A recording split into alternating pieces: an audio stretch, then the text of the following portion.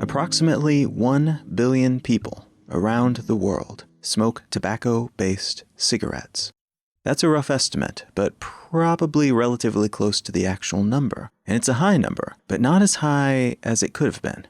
In most developed nations where people are spendiest with the most expendable cash to throw around on non-essentials, smoking is decreasing in popularity. So while a billion people was about 14.3% of the total human population in 2014, when a major study on the subject was done, it's only about 12.5% of the total population on the planet today. So there's a similar number of people smoking, but that number represents less of the overall human population. That number would be even smaller if it wasn't for increases in rates of cigarette smoking in highly populous and increasingly wealthy countries like China, which, based on a study using 2016 numbers, consumes nearly 42% of all pre-made and self-rolled cigarettes that are smoked each year, which adds up to just over 2,000 cigarettes per person per year. That is 2,350,500,000,000 cigarettes each year, smoked by the 300 to 400 million people who are active smokers in China. That number is a little fluffy because the last available data indicated there were around 300 million smokers in China, but that was a half-decade ago. And other research that's been done indicates that the number of smokers is growing fairly quickly, while existing smokers are less likely to quit in China than in most other countries. So even 400 million may be a conservative estimate. But either way, it's a massive demographic of people who are consuming an incredible portion, 42%, of the world's tobacco output on an annual basis. Part of the reason for this tobacco enthusiasm in China, it's purported, is that the Chinese government's tobacco product monopoly, industry monopoly within the country brings in 7 to 9% of the government's revenue each year. So just like lotteries and other arguably harmful products that can create negative incentives for the population within certain countries, the production and sale of tobacco products and the lax, bordering on non-existent enforcement of tobacco use laws within the country seem to be encouraging more use of a product that causes untold numbers of serious ailments from respiratory diseases to cancers. Interestingly, alongside the overall decrease in tobacco use worldwide since the turn of the century, especially since the late 1990s, when many of the nail-in-the-coffin studies were released about the impact of tobacco on a person's health, and when the first serious legislation started to be marched out in European and North American countries in particular, there's also been a pronounced stratification of tobacco use, mostly dividing along economic lines. Which means in practice that in most countries, with just a few exceptions, it's people who are less wealthy, and especially people who are poorest economically, who tend to smoke. Egypt is an exception here, as is Poland, but even there, the wealthiest members of society do not smoke as much as the less wealthy members, and the folks at the bottom of the economic pyramid are the most likely to have consistent smoking habits. How many cigarettes heavy smokers consume in a year varies wildly from place to place, with some countries' most addicted citizens only smoking an average of a few cigarettes a day, and others smoking fairly stunning quantities, to the point where you have to assume they do very little each day except for smoke. In Andorra, for instance, a microstate tucked between France and Spain, the average cigarette consumption per year per person is 6,398.3. So that's the total number of cigarettes smoked each year divided by the number of people, which is relatively small, just over 76,000 people. So the total number of cigarettes consumed each year is small compared to other nations, but the amount per person is much bigger than any other country, and nearly 20% of deaths in Andorra are tied to tobacco use as a consequence. Of course, 20% isn't as high a death rate as you might think, and it's actually relatively small compared to some other parts of the world. Worldwide, there are about 7.1 million deaths each year that are attributed to tobacco use, most of them tied directly to smoking. About 6.3 million of those deaths are directly tied to smoking cigarettes or other types of tobacco, But some of them are attributed to the regular inhalation of secondhand smoke. That makes up about 884,000 of those deaths. In 55 countries, at least 20% of all deaths in males are attributable to smoking. And when we talk about deaths in this context, we're mostly talking about heart disease, cancer, stroke, and a slew of respiratory diseases that are caused or made fatal, rather than just dangerous, because the person who had them was a smoker. It's quite tricky to collect data of this kind, as most tobacco-related effects can only be studied over the long term. You don't see a whole lot of permanent difference in a person's health after just a few weeks or months of smoking. But you do see the damage, massively and unmistakably, over the course of years. And the most significant and deadly effects only arrive after about a decade of use, most commonly. So the best data comes from 10-year or longer studies. And those are expensive and difficult to maintain in some parts of the world. Thus, a lot of what we're working with here are numbers that are several years old. That said, it'll be interesting to see what we learn about the generation that's coming of age today, when reliable numbers are collected a few years from now, indicating what census scale effects the overall decrease in smoking worldwide, except for in China and except for a few other countries like Indonesia and India, are experiencing at the moment. There's a decent chance that a lot of these numbers will plummet, or that we'll see the impact of these conditions that emerge or that are amplified by smoking, relegated to certain age groups, like those who are in their 30s who have slightly larger numbers than those in their 20s, but especially those who are aged 50 or older, as they are more likely to have started smoking before the current trends and current science were available, and their habits might have been established before the current socioeconomic trends slammed into place. Then again, part of the reduction in these numbers, at least for some age groups, might be the result of one habit replacing another, not the wholesale quitting of smoking things, but instead swapping in a cigarette-like thing for actual cigarettes.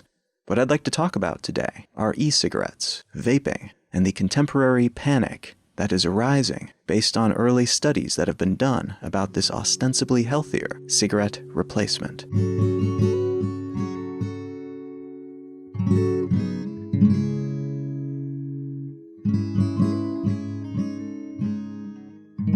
You're listening to Let's Know Things. I'm Colin Wright. Let's Know Things is an independent, listener-supported show. If you're enjoying what you hear and you'd like to help sustain this podcast, consider becoming a patron at patreon.com/letsknowthings. One of the benefits that you'll get for becoming a patron at any level is a call-to-action free version of this show, along with an extra episode of the show each month. I just put out one of these extra bonus episodes, which I call the More Things episodes, the other day, and the topic of that episode was emoji and the Unicode Consortium. So if you're keen to hear that and the backlog of other bonus episodes, and if you'd like to support the show, if you're finding some value in it and would like to contribute to it in some way, going to patreon.com/letsknowthings and contributing some amount each month is an excellent way to do so. A huge thanks to everybody who's already contributing in some way, shape, or form. You folks are the reason I'm able to commit the time that I do to this project each week, and I am very grateful for that. Thank you. All right, let's get back to the show.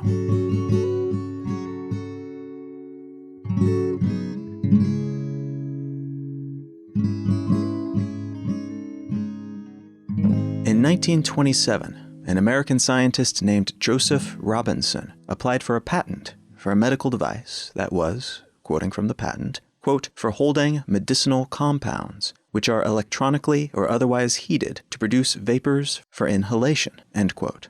Patent number US 1775947A was granted 3 years later in 1930, though it doesn't seem that Robinson ever tried to make or sell such a device. He just had an idea and snagged a patent, which kept a competing would-be patenter from trying their own hand at making such a device in 1936. But beyond that, his idea didn't seem to make much difference to the world of technology before it expired in 1947. In 1965, another American inventor named Herbert Gilbert patented an idea he'd been working on for a few years prior for a, quote, smokeless, non-tobacco cigarette, end quote, that, quote, replaced burning tobacco and paper with heated, moist, flavored air, end quote. Gilbert created a prototype to shop it around to potential buyers and investors, but no one was interested. Smoking was all the rage at that moment in time, and Gilbert's invention didn't even contain nicotine, so there was little incentive for smokers to incorporate it into their smoking habit. In subsequent years, several companies in the medical world and in the tobacco world worked on prototype devices meant to deliver vaporized liquids for various purposes. Though because of the technologies involved, most of these devices have remained either incredibly niche or were overshadowed by other options, other ways of achieving the same ends, until quite recently, in the early 2000s. A Chinese pharmaceutical researcher named Hon Lik quit smoking after his father, who was, like him, a heavy smoker, died of lung cancer. He decided to try to develop a solution that would remove the dangers of tobacco from his habit by creating a device that would use a high-frequency piezoelectric ultrasound-emitting element to vaporize pressurized liquid that was part nicotine. So essentially, a device that would use sound to turn liquid into vapor, which, because of the method used, would make the vapor easy to inhale, like smoke. This, in his mind, was a far better option than the other heating-related alternatives, but it was difficult figuring out ways he might scale the device down to something small enough that people would actually use, something that was similar in scale to cigarettes, so that it wouldn't change people's rituals or habits. It would just make those rituals and habits less dangerous. He registered for a patent for this concept in 2003, and by 2004, the first e-cigarette, standing for electronic cigarette, hit the market. From there, e-cigarettes got popular in Europe and the United States, which helped goose flagging sales in China, where the device had not been as popular as they were abroad. That overseas adoption, though, helped make the devices cool in their country of origin as well. These early devices, it should be noted, were generally disposable, and they used a different technology from most similar products today. Back then, e-cigarettes used ultrasonic atomizers to vaporize nicotine-containing liquids, while today, battery-powered heating elements are used, which heat the liquid solution to between 100 to 250 degrees Celsius, which is 212 to 482 degrees Fahrenheit, which in turn aerosolizes the liquid into an inhalable form. And by the way, an aerosol is different from a vapor. A vapor is the gas form of a particular substance, while an aerosol is a suspension of particles within a gas. Because e-cigarettes and so-called vaporizers are used to deliver suspensions of chemicals within a gas, not just a pure gas, the term vaporizer is a common misnomer, not an accurate label. Battery technology has also changed in the years since early e-cigarettes appeared on the market, which means that while early iterations used disposables, modern versions make use of rechargeable lithium-ion batteries, similar to those found in your phone, laptop, and pretty much every other contemporary portable electronic device. Despite the similarities in the components of modern e-cigarettes, however, a battery, a heating element, a microprocessor, a mouthpiece, and a cartridge, and in some cases some kind of LED light, there are a few different main species of these devices on the market. There's the quote-unquote cig-alike style device, which looks a bit like a cigarette, hence the name. In some cases exactly like a cigarette, but usually the similarities are limited to the general size and proportion and shape. This style is generally either disposable after a certain number of uses, or it's rechargeable in terms of battery and in terms of accepting replaceable cartridges for the liquid it converts into an aerosol. There are also so-called tank models that are usually quite a bit bigger than cig-alikes to make room for their refillable liquid tanks, and sometimes to allow for the addition of modular components, so it has a refillable tank instead of a replaceable cartridge, and you can change up the style or add new technology to it along the way. Depending on what country you're in, and what aspect of the vaping world you're a part of, these devices will be called different things. Tank models, for instance, are often called mod devices, or advanced personal vaporizers, APVs, while cig-alike varieties have evolved to take different shapes from their progenitors, while also coming in different voltages, being capable of aerosolizing different sorts of liquid and charging in different ways. Early first-generation e-cig devices were simple cigarette copycats, while second-generation devices were more likely to be tank models. Third-generation devices added mods into the mix and included new voltage options, which gave the devices increased abilities in terms of add-ons and in terms of what kind of liquid it could work with. And fourth-generation devices introduced new intuitive controls for the user, alongside novel business models that allowed producers of these devices and the fluids they aerosolize to focus more on other things, other aspects of selling them, rather than just the tech behind them. This is where Juul enters the story. Or rather, this is where, initially at least, a company called Plume enters the story.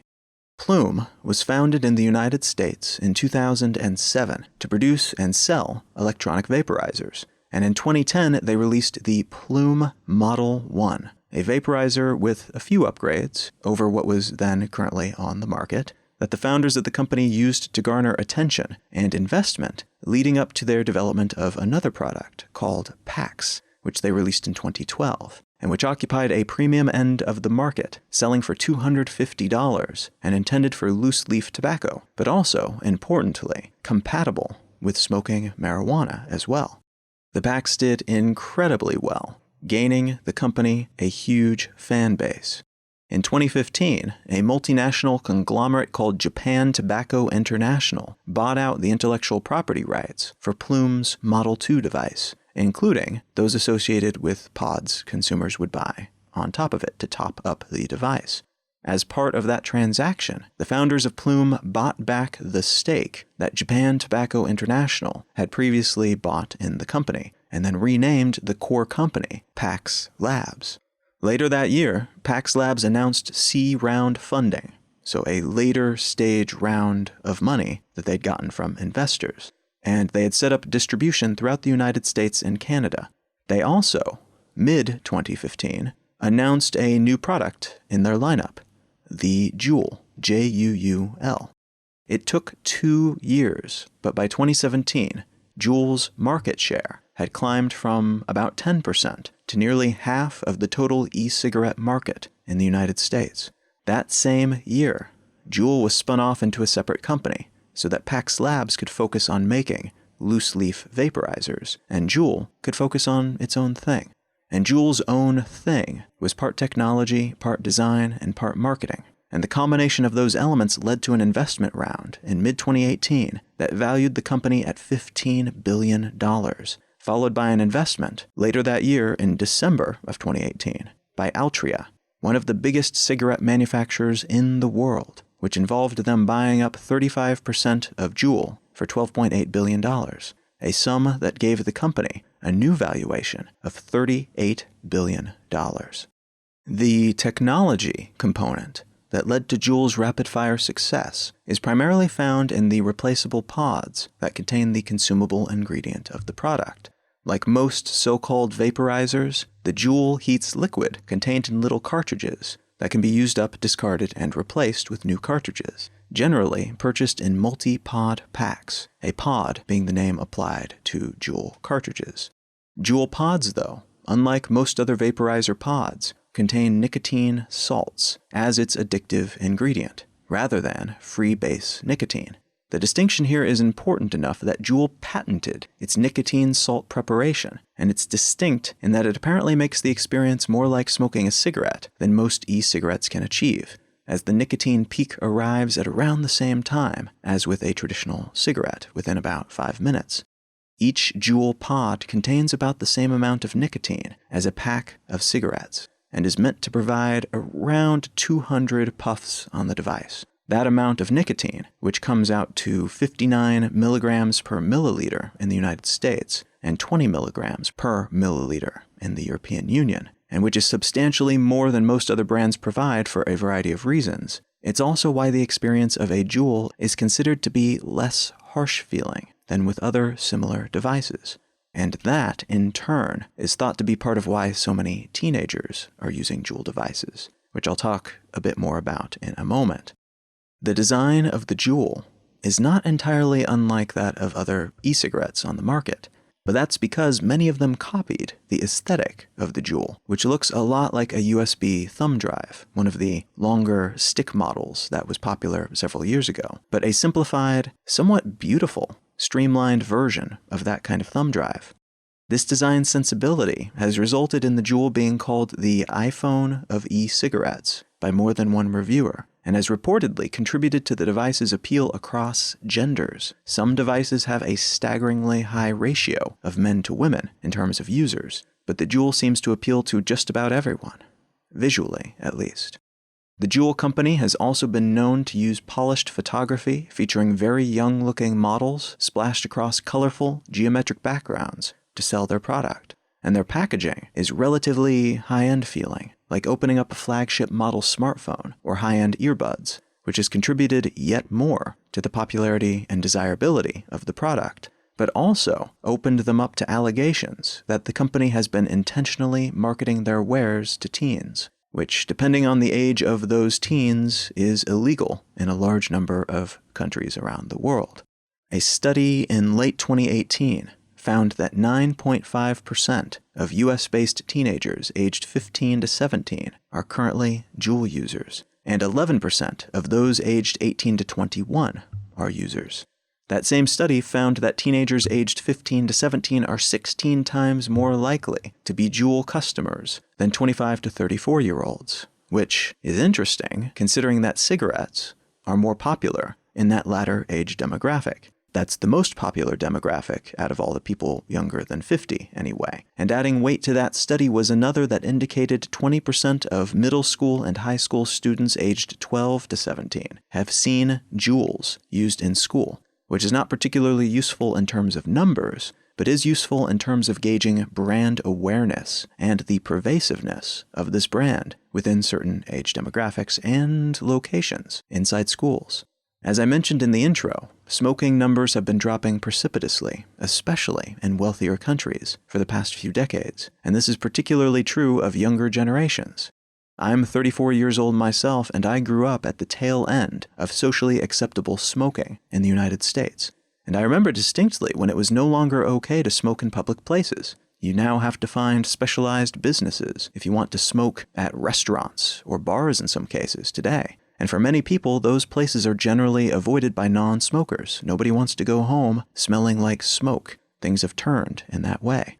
People in my age demographic grew up with an understanding that these things are dangerous. And most of us know people who are older and who have had their health immensely deleteriously impacted by these products, whether we're talking about smokable tobacco products or smokeless products like chewing tobacco. Even smokers in my age group tend to understand that what they're doing is very bad for them, even if they then justify the habit in some way. The big concern amongst health professionals at the moment, though, is that because these little Juul devices are so well branded, are so clearly aimed at younger audiences, with their aesthetics and language, but also their huge ad spending on Instagram and other more youthfully trafficked networks, including, and I'm not making this up, billboards right outside of high schools, and because the product itself delivers relatively high doses of nicotine in a form that makes that intake seem like nothing. It would feel far harsher to smoke a pack of cigarettes than to puff your way through a Juul pod, even though you're getting the same amount of addictive chemicals in your body. They're worried that those decreasing rates of nicotine-addicted smokers might pop back up, and all the health gains made over the past few decades might collapse because of this very well-marketed, very well-designed product, peddled by people who seem to understand, just like these sugary cereal and fast food companies before them, that if you can get your customers when they're young, you can catch them at a time where they are more naive and impressionable and prone to casual addictions, and you'll be more likely to capture them as customers for life. And there's a lot of money to be made if you can get someone chemically hooked on your product in their teenage years, whether your product is nicotine or soft drinks, right before they go off into the world to make more money, some of which will continue to land in your coffers if you play your cards right. Now, all that said, the article that I'd like to unspool today comes from the Washington Post, and it's entitled, "The Vaping Industry Has Close Ties to Trump. His Ban Still Caught Them Off Guard." The opening paragraphs of this piece introduce its thesis statement pretty well, I think. Quote, "Juul Labs did everything in the Power Player's handbook to cement its status in Washington.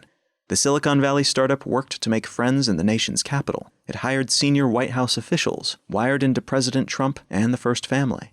It sent politically connected officials to the West Wing to extol its products. It spent big on lawmakers in both parties. But last week, the e-cigarette giant, along with the rest of the vaping industry, was caught off guard when President Trump decided to take drastic action, banning almost all flavored vaping products. "We can't have our youth be so affected," he said in the Oval Office. End quote. There are a few things worth unpacking here. First, Juul Labs is not reinventing the wheel here. They're going through the same motions that the tobacco industry in particular helped innovate over the course of the 20th century, buying friends in high places who themselves have their own friends in high places, so they can gain influence over the discussion of their product when it comes time to regulate and legislate. This doesn't ensure they'll be entirely free to do whatever they like, of course, any more than it did for the tobacco industry, for the alcohol industry, for power players in most industries, really. But especially those in industries that know their products cause some type of harm by default. But it does mean that they will be far more likely to escape extinction-level events, and will be more likely to be able to assuage the worst non-death outcomes by obfuscating where possible, selling politicians on economic benefits whenever they can, and pitching a set of somewhat libertarian talking points when warranted, so that the politicians they fund and who they influence in various other ways will have excuses for their constituents as to why they are allowing obviously harmful products onto the market, and why they are not doing more to prevent the adoption of these products amongst their more youthful constituents. Which, by the way, does not mean that there are not legitimate arguments to be made here. It could be, and has been, argued that people should be able to put whatever they want in their bodies, and the government should not play a role in that decision, either by making something illegal to use or by clamping down on the availability of such products. It's also arguably the case that if you do decide it's societally beneficial to remove a harmful product from the market, it's also imperative to remove other harmful products. So if you remove cigarettes or Juul products from shelves, wouldn't you also have to remove alcoholic beverages? They're arguably just as, if not more dangerous in some ways. And if you want to be ethically consistent, you'd probably need to go full-on prohibition era and ban all such products. By that logic, you'd probably need to remove sugary snacks from stores as well, alongside things like lottery tickets and guns and maybe knives and other more commonly used weapons. And at a certain point, it becomes easier and perhaps even makes more sense by some logical ways of thinking to not ban anything, and to maybe just put small limits on how certain things can be sold, and then hope for the best. Now, I don't want to come down hard on one side or the other of this argument, but I do want to make clear that the system here, the system being political and economic levers and pulleys and buttons of various kinds, is being utilized by skilled utilizers to achieve the best possible outcomes for Juul. And this is not something that Juul invented, and it's not something that is illegal, but it is something that not everyone realizes is happening with these sorts of companies. But also, to varying degrees, with all companies that achieve a certain scale or have an understood regulatory component to their continued operation. Because of that intertwining with the world of politics and politicians, this story addresses the, not shock perhaps, but maybe surprise, that folks in the Juul orbit have been feeling as a result of Trump's seeming demonization of the industry, because they felt they had greased all the right palms and gotten the right influencers on their side to ensure that, all else being equal, they would be favored. They felt they'd made it clear that they were willing to play ball and support the right people, and in this case, reciprocal support from the other side was lacking. Another component of this story is the fact that action is being taken, or seems likely to be taken, in the first place. Juul and other e-cigarette and vaporizer manufacturers and purveyors have long known that their industry straddles the line between socially acceptable and not okay, in a similar fashion to the marijuana industry. And in fact, there's a great deal of overlap between the two, as many such devices allow for the consumption of marijuana-based products as well as tobacco and other nicotine-based products. But it did seem for a while there that the momentum of history was on their side, as more and more regions around the world have legalized the use of marijuana to varying degrees, and these beautified, higher-end e-cigarettes continued to increase their market share, predicated on the argument that they were actually good for health outcomes because they could help people stop smoking, a claim that's almost certainly true to some degree, though it's not yet clear whether the downsides of easy-to-consume nicotine and the preponderance of teens and other young people who are taking up ingesting it, despite not having been smokers beforehand, cancels out the ostensible benefits of that trade-off. That said, valuation for these companies were rising, and it's become increasingly common to see people of all ages and demographics pulling out their little USB stick-looking devices to take puffs throughout the day. Ubiquity and social acceptability seemed all but certain. But then, quite suddenly, everything seemed to go sideways. It's only been a few months, as of the day I'm recording this, in late September 2019, since the first confirmed e-cigarette-related death was announced. Soon after, another half-dozen deaths were tied to the devices, and thousands of hospital visits have been reported around the world, all linked to the consumption of chemicals using these devices. This month, in the United States, the Center for Disease Control put out a report indicating that they'd been conducting a probe into the industry and into these products, and the CDC discovered through this probe that at least 530 people in 38 states had been afflicted by a lung illness that has not yet been fully identified or remedied. The FDA, the Food and Drug Administration, was working in parallel with the CDC to figure out what's been causing all these illnesses, and the commonality between them was the use of e-cigarette devices. Some with nicotine, some with THC-based substances, so marijuana-related chemicals, and some who used the devices to ingest both. There are currently several theories about what might be going on here and why so many people are being hospitalized for a condition that they haven't yet been able to identify or consistently treat. One theory is that the people are being hurt by filler agents added to black market cartridges, both for the THC and the nicotine-related products. Cartridges for these devices, the pods that are required to make them work, can be expensive. So many people will refill with off-brand or refilled cartridges that save money, buying them on eBay or on the street, or through other not technically legal but not exactly illegal dealers. These dealers, though, or whomever they get their product from, will use some of the same substances found in the official pods but will then cut in other chemicals meant to fill up the pod on the cheap, or in an attempt to get a similar consistency as the real deal, but not knowing the precise formula that the brands use to do so. And if they get that formula even a little bit wrong using these types of chemicals, that can mean a great deal of damage to their customers' organs, even if they only caused that damage out of ignorance rather than malice. Another theory is that people are just taking in crazy amounts of nicotine, and because taking in the same amount via other methods, like traditional cigarettes, would be very difficult, you'd need to smoke several packs a day to achieve the same level of ingestion that some people are getting every day via these pods. We're only just now beginning to see the consequences of an addictive chemical with lots of other properties being overindulged in to that degree, leading to, at times, potentially devastating outcomes. One more theory is that the nature of these devices themselves are the culprit. That because these aerosolized substances are heated to higher temperatures than you would find in cigarettes and pipes and other such products, the lungs of users are being affected, and these substances are able to make their way through semi-permeable surfaces that are heated up in this way into parts of the body where they should not be, which in practice means that these chemicals, which probably would be relatively non-harmful if they stayed where they were supposed to be, are not staying where they're supposed to be because of the heat involved, or maybe because of the heat plus the way the chemicals are being aerosolized. And those chemicals getting elsewhere in the body is severely messing with some people's lungs and other organs, potentially.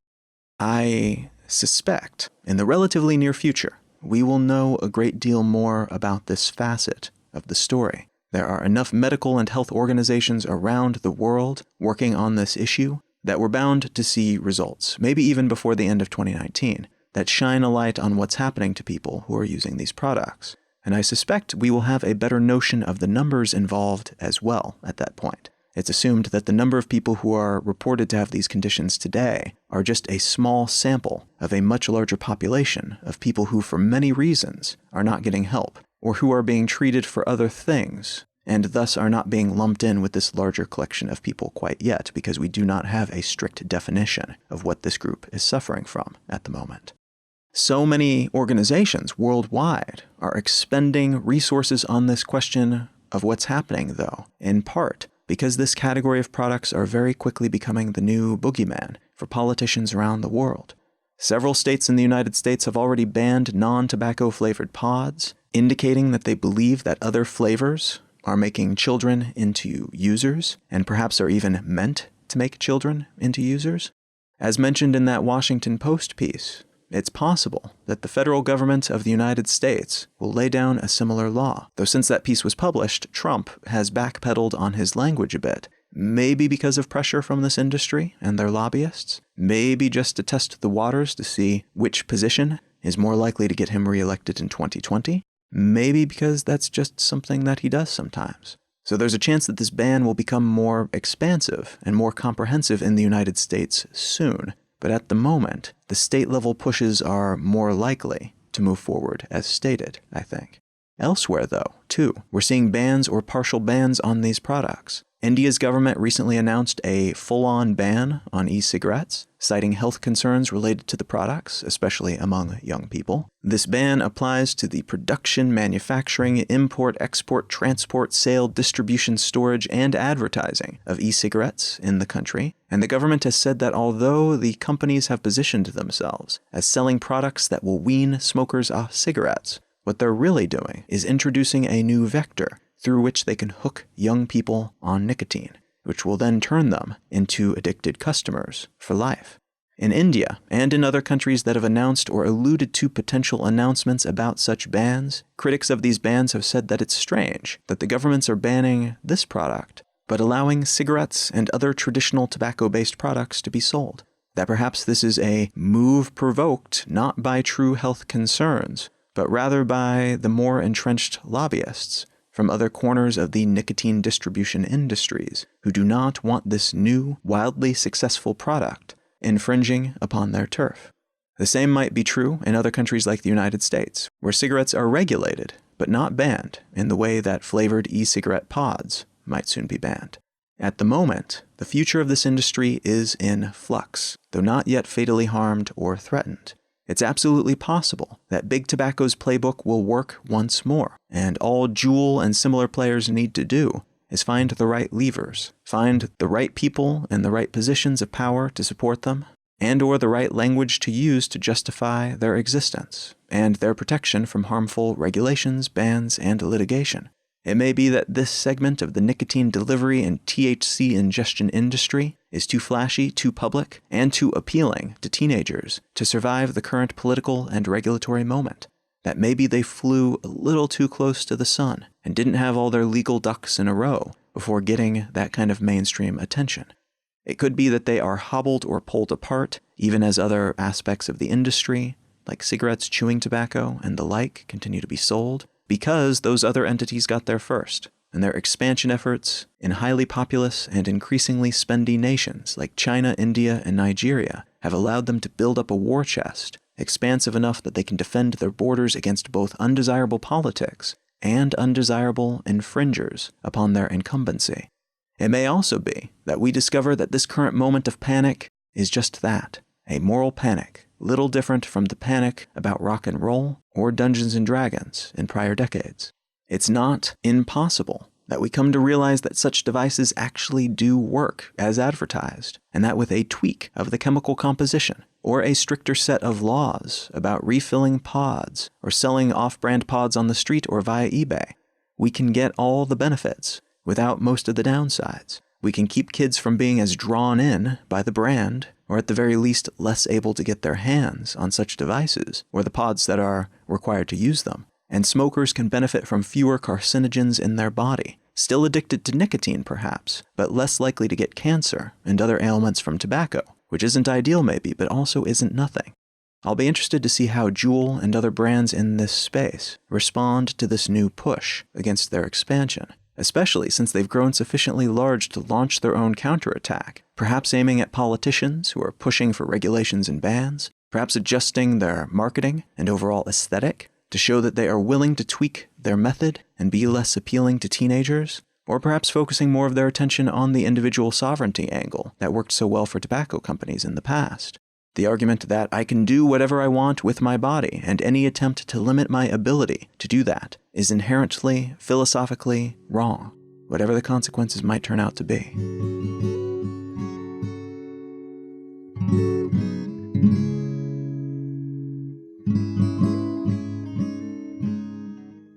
If you're enjoying Let's Know Things, consider becoming a patron at patreon.com/letsknowthings. In addition to helping to support this show, your patronage will net you an additional episode of the podcast each month. And I've been having a whole lot of fun putting together those extra episodes. So if you're keen to check those out, and if you're finding some value in this show, consider becoming a patron at patreon.com/letsknowthings. The book that I'd like to recommend today is called Flash Boys by Michael Lewis. Michael Lewis is an author who's had a series of very well-written, very successful books. A couple of them have been turned into movies already. You might recognize Moneyball and The Big Short. And this book is along those same lines in the sense that it takes a non-fiction concept and turns it into a story that in some ways is stranger than fiction, in part because of the way that it's told and in part because of the topic at hand. Flash Boys, like The Big Short, is about economics, it's about trading, but in this case, rather than being about the events that led up to the 2008 financial collapse, it's about the development and advent and repercussions of the introduction of high-frequency trading in the stock market, and how it completely changed the dynamics of investing, and how it slanted the entire industry in favor of people who could get certain types of infrastructure on their side. If any of that sounds interesting to you, consider picking up a copy of Flash Boys by Michael Lewis. You can find out more about me and my work at colin.io. You can find my blog at exilelifestyle.com, and you can find the show notes for this episode and every episode of the podcast at letsknowthings.com. Feel free to reach out and say howdy on social media. I am at Colin is my name. Thank you so very much for listening. I'm Colin Wright, and I'll talk to you again next week.